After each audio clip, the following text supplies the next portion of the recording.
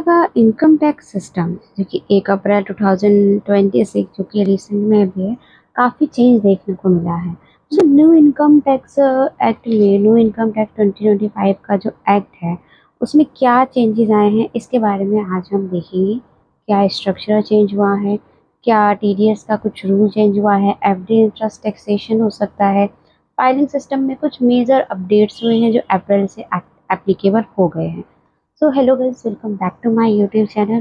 तो इस वीडियो में हम सिंपल लैंग्वेज में देखेंगे कि कौन कौन से रूल्स चेंज हुए हैं एंड आपको कैसा इम्पैक्ट पड़ेगा सैलरी, एफडी एंड इन्वेस्टमेंट पे। तो क्या टैक्स स्लैब रेट चेंज हुई है, सेकंड चीज़ न्यू टैक्स रिजीम और ओल्ड टैक्स रिजीम में क्या बेटर है उसको देखेंगे। उसके बाद है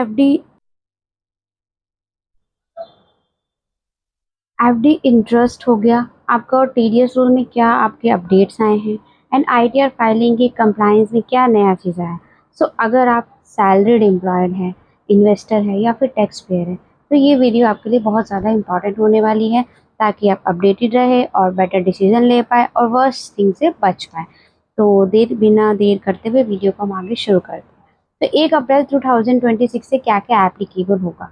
सबसे पहले बात कर लेते हैं टैक्स रिजीम की। तो आपको जैसा कि पता है, ओल्ड और न्यू टैक्स रिजीम है। न्यू इस साल भी डिफ़ॉल्ट रहने वाली है।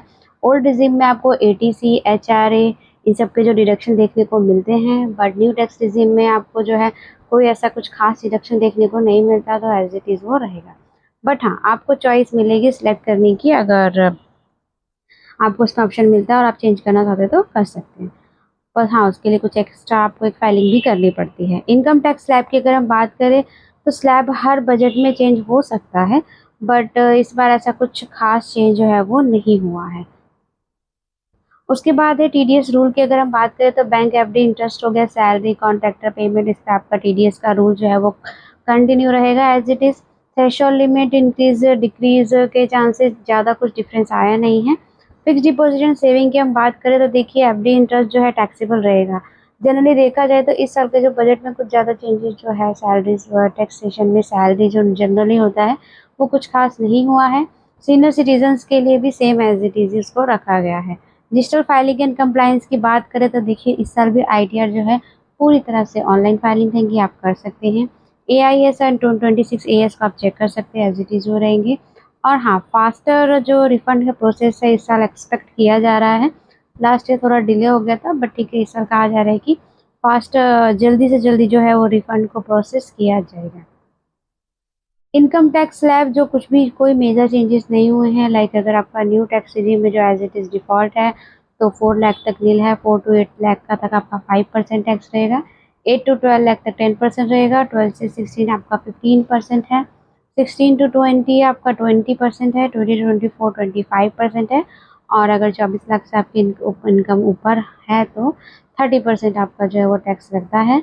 तो अभी भी इस साल की अगर बात करें तो 12 लाख तक इनकम टैक्स फ्री है, बट क्योंकि आप उसमें आपको रिबेट मिल जाती है, तो टैक्स फ्री जब है जब आप उसकी फाइलिंग करेंगे। ऐसा नहीं है कि आपकी 12 लाख इनकम आपने खुद ही कैलकुलेट कर लिया और 12 लाख आ रही है तो फिर मुझे टैक्स तो भरना नहीं है तो मैं आईटीआर फाइल क्यों करूँ। तो ये गलती आपको नहीं करनी है।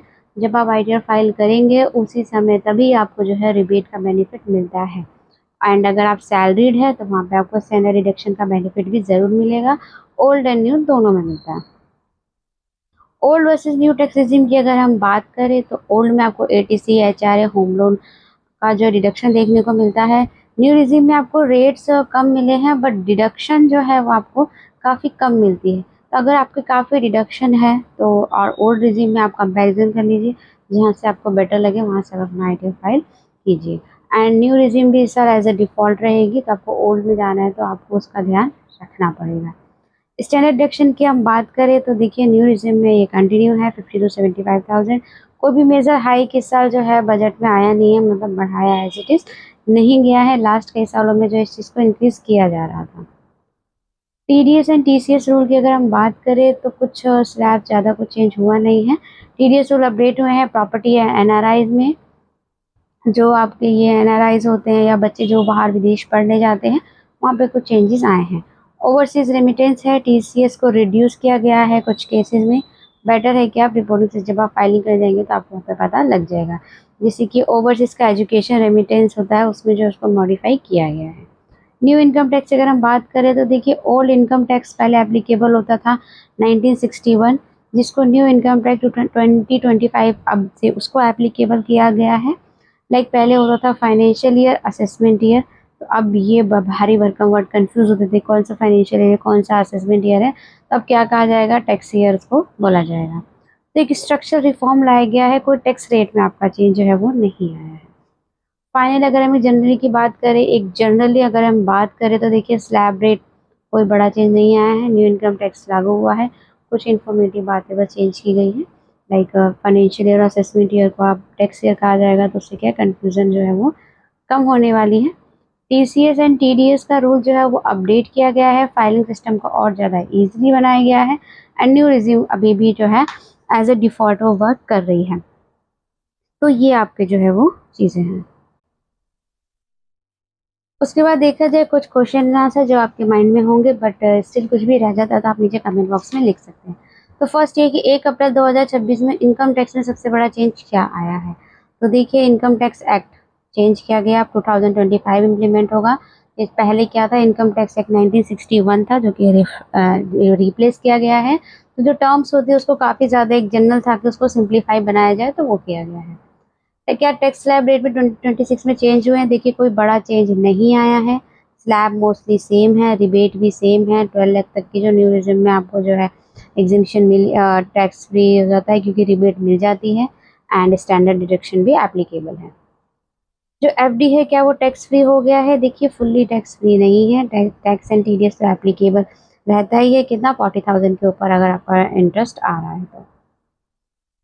टीडीएस रूल में क्या नया चेंज आया है, तो नए सेक्शन इन लाए गए हैं, 392, 393 एंड 394 को लाया गया है। टीडीएस सर्टिफिकेट को न्यू, उसका फॉर्म को न्यू, जैसे पहले फॉर्म 16 बोला गया था, तो अब इसको फॉर्म 130 के अंडर में जो है वो लाया गया है। डिजिटल कंप्लायंस को और ज़्यादा अच्छा बनाया गया है, ऑटो रिपोर्टिंग सिस्टम जो है अब वो और ज़्यादा अच्छे से होएगी। क्या टीडीएस रेट में इंक्रीज हुआ है, देखिए ऐसे जनरली कुछ स्ट्रक्चरल चेंज तो नहीं हुआ है, बट हाँ कुछ कैटेगरीज में फ्लैट 22% टीडीएस एंड टीसीएस कर दिया गया है ताकि जो है इजीली उसमें एप्लीकेबल हो सके। सैलरीज एम्प्लॉयज़ को क्या बेनिफिट मिला है, तो देखिए न्यू रिजिम कंटिन्यू है एज इट इज़। 12 लाख की लिमिट कम नहीं की गई है, अगर बढ़ाया भी नहीं गया तो कम भी नहीं किया गया है। तो 12 लाख तक अगर इनकम सैलरी है तो फिर क्या हो जाएगा, आपका टैक्स फ्री हो जाएगा, प्लस स्टैंडर्ड डिडक्शन तो 12.75 तक हो जाएगा। तो होम सैलरी जो है स्लाइटली इंक्रीज हो सकती है, स्टैंडर्ड डिडक्शन कंटिन्यू है अभी भी। ओल्ड रिजिम और न्यू रिजिम क्या दोनों रहेंगे, यस अभी भी दोनों ही हैं। न्यू रिजिम डिफ़ॉल्ट रहेगी एज इट इज़ इस साल भी। न्यू रिजिम को काफ़ी ज़्यादा प्रमोट किया जाता है क्योंकि जस्ट एक सिंपल है, इसमें ज़्यादा कुछ डिडक्शन अवेलेबल होती नहीं है, बस हाँ आपकी इनकम टैक्स स्लैब को इसमें बढ़ा दिया गया है। पैन और आधार के कंप्लायंस के स्ट्रिक्ट रूल्स हुए हैं, तो जी हाँ बिल्कुल गवर्नमेंट कह रही है कि आप अपने पैन और आधार को लिंक करके रखिए, और पैन आधार की लिंकिंग रिपोर्टिंग मैंडेटरी हो गई है ताकि हाई वैल्यू ट्रांजैक्शन को रिकॉर्ड किया जा सके, और डिजिटल ट्रैकिंग सिस्टम को जो है हमेशा जो है और ज़्यादा अच्छे से अपडेट उसको एवरी ईयर किया जा रहा है। सीनियर सिटीजन को क्या बेनिफिट मिला है, तो देखिए उनको हमेशा हायर एग्जेम्पशन मिलता है कि उनके लिए जो आपका ये एफडी का इंटरेस्ट रहता है जनरली 40,000 रहता है, बट जो सीनियर सिटीजन है उनको और ज़्यादा जो है एग्जेम्पशन मिलता है। एक उनके लिए 121 फॉर्म का कंसेप्ट लेकर आए हैं जिससे इंटरेस्ट इनकम पर टीडीएस अवॉइड करना उनके लिए इजी हो जाएगा, क्योंकि जनरली जो कई बार हमारे जो सीनियर सिटीजन्स होते हैं वो जो पेंशन होल्डर्स होते हैं या फिर उनकी बस पास सेविंग होती है, उनकी कोई भी सैलरी इनकम ऐसा कुछ नहीं होता, बस ठीक है उन्होंने इन्वेस्टमेंट की होती है तो उसका उनको इंटरेस्ट मिलता है जिसको री इन्वेस्ट करते हैं या अपना खर्चा चलाते हैं। तो उनका टीडीएस डिडक्ट ना हो, बिकॉज क्योंकि वो कुछ खास इनकम नहीं कर रहे होते, और क्योंकि अगर इनका वो कर भी रहे होते हैं एज ए इंटरेस्ट तो उनकी देखिए आज के स्लैब रेट में उनको भी तो 12 लाख का तो अवेलेबल है ही, तो उनका टीडीएस डिडक्ट ना हो उसके लिए एक नया फॉर्म को लेकर आया गया है। बट उसमें एक कंडीशन है, कई बार ये भी रहती है कि आपका सिंगल बैंक ऑपरेटिव होना चाहिए। आईटीआर फाइलिंग प्रोसेस चेंज हुआ है, तो देखिए चेंज ऐसे कुछ नहीं हुआ है, डिजिटल ज़्यादा हो गया है, ऑटोमेटेड ज़्यादा हो गया है, न्यू फॉर्म को इंट्रोड्यूस किया गया है, डेडलाइन स्ट्रक्चर को और इम्प्रूव किया गया है, आप देखेंगे कि जब आप अपना फॉर्म फाइल करने जाएंगे तो कई सारा डेटा उसमें प्री फाइल्ड होता है, पहले से भरा हुआ होता है, क्योंकि वो ऑटोमेटिक सिस्टम लाइक जो आपका AIS होता है वहाँ से वो उसको कैच कर लेता है। तो धीरे धीरे चीज़ों को और ईजी और स्ट्रक्चर जो है वो बनाया जा रहा है। क्या FD interest income and saving पर कोई न्यू रूल अप्लाई होता है? देखिए ऐसा कोई नया रूल नहीं है, बस वही है कि TDS ट्रैकिंग सिस्टम रहता है और अगर कोई हाई वैल्यू ट्रांजेक्शन होती है तो उसकी रिपोर्टिंग हो जाती है। तो क्या ये न्यू रूल्स कब से फुली एप्लीकेबल है? तो देखिए जब से हमारा फाइनेंशियल ईयर शुरू हो जाता है, क्योंकि 1 अप्रैल से एवरी ईयर फाइनेंशियल ईयर शुरू होता है, तो ये अप्लाई हो चुके हैं। तो आप उसको जो एप्लीकेबल कीजिए, क्योंकि अभी तो आपको लास्ट ईयर का जो फाइनेंशियल ईयर 31 मार्च को ख़त्म हुआ है उसका आपको ITR भरना है, बट हाँ आपको प्लानिंग ये जो नया फाइनेंशियल ईयर हुआ है इसकी भी तो करनी होती है। तो ये थे कुछ बेसिक रूल्स, ठीक है, जिसके बारे में आपको पता होना चाहिए। तो होप सो कि वीडियो आपको इन्फॉर्मेटिव लगी होगी। तो आज के लिए इतना ही, मिलते हैं नेक्स्ट एक इन्फॉर्मेटिव वीडियो में। तब तक के लिए thanks for watching this video. Channel को सब्सक्राइब करें और किसी भी चीज़ की आपको इन्फॉर्मेशन चाहिए, लाइक कोई कन्फ्यूजन है तो नीचे कमेंट बॉक्स में ज़रूर लिखिए। Thanks for watching this video.